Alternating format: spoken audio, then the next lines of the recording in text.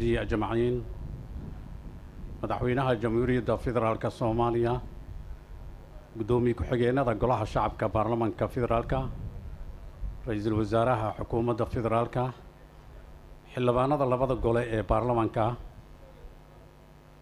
مرتي شرف تكله ضمان مرتي ذا كسوقي بقش حفلة عن السلام عليكم ورحمة الله وبركاته. runtii farxad weyn ayay inoo tahay in caawa aan joogno xafladdii sagootinta ee kalfadhigii afraad. farxaday inoo tahay in madaxweynaha jamhuuriyadda iyo ra'iisul wasaaraha ay nagala soo qayb galaan. sida aad la socoteen furitaankii kalfadhigan afraad 10kii bishii September madaxweynaha iyo ra'iisul wasaaraha labadoodaba goobjoog ay ka ahaayeen. waa uga mahad celinaynaa. waa la socotaan furitaanka waa arrin dastuuri ah oo madaxweynaha mar walba ay ka mid tahay shaqooyinkiisii ka mid ah. tanna runtii wuu nagu sharfay, waa uga mahad celinaynaa. sagootin hadal badan lama sheegi karo. runtii hadalladaanada waxay u badan doonaan mahad celin.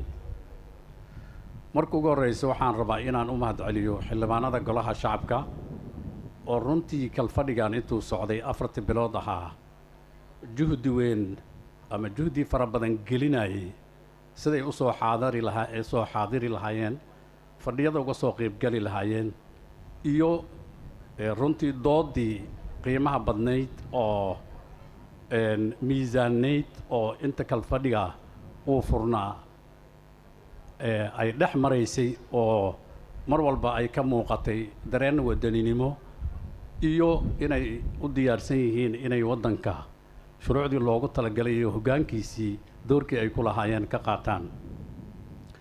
sidaas oo kale waxaan rabaa inaan u mahad celiyo shaqaalaha baarlamaanka oo ayagana door weyn ku lahaa waajibaadka annaga dastuuriga ah gudashadiisa. howlwadeennada baarlamaanka runtii mahad weyn baan u jeedinaynaa oo waxaan leenahay la idima ilowsana mar walba idin xasuusannahay.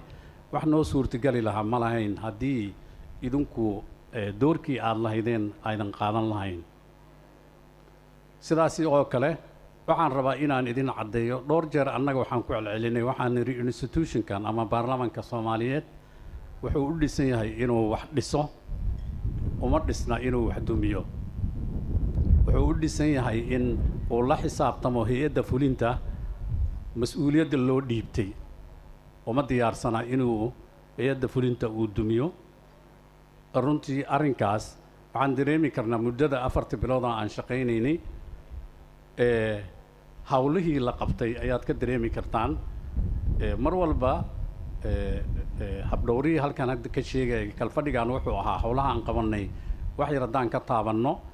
guud ahaan waxaan dayactir ku samaynay xafiisyada ama meelihii shirarka aan ku qabsanaynay golaha. intaas waa ku guulaysanay. waxaan kaloo ku guulaysanay in shuruucdii ugu badnayd 3 kalfadhi marka la isku daro kalfadhigan la barbar dhigo ilaa 9 sharci ayaa la ansixiyey oo lagu guulaystay. muddada hadda soo socota oo aan rajaynayno insha allahu tacaala ilaahay nabad iyo caafimaad inuu nagu gaarsiiyo. shaqada noo taalla way ka duwan tahay midda kalfadhiga afraad aan soo qabannay.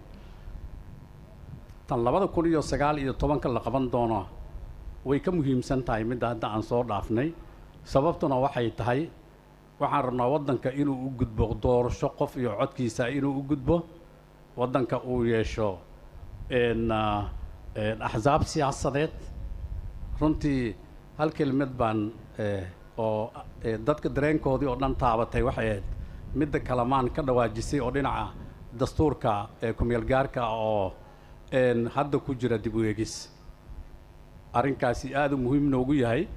kalfadhiga dambe haddii alla idmo waxyaabaha noo yaallo waxaa ka mid ah in dastuurkii oo dib u eegista lagu sameeyey la ansixiyo markaa diyaar u noqdo afti dadweyne diyaar u noqdo. sidaasi oo kale shuruuc badan oo hadda xukuumadda gacanta ku hayso aan rajaynayno bilowga kalfadhigan in naloo soo gudbiyo uu ka mid yahay sharcigii doorashooyinka asagana waxaan rajaynaynaa shaqooyinka ugu horreeya oo baarlamaanka uu qabanaya inay noqoto runtii waa kaas waa ujeedaan annaga waa isla soconnaa waana isla xisaabtannay waana isla xisaabtami doonnaa laakiin wax ma dumin doonno hadal badan kale ma rabi waxaan rabaa guddoomiyaha gobolka banaadir oo brotocool ahaan aan ka tegay guddoomiye waa ku salaamay aad iyo aad u mahadsantihiin haddana waxaan ku soo dhawaynayaa madaxweynaha jamhuuriyadda federaalka soomaaliya maxamed cabdullaahi farmaajo ahlan wasahlan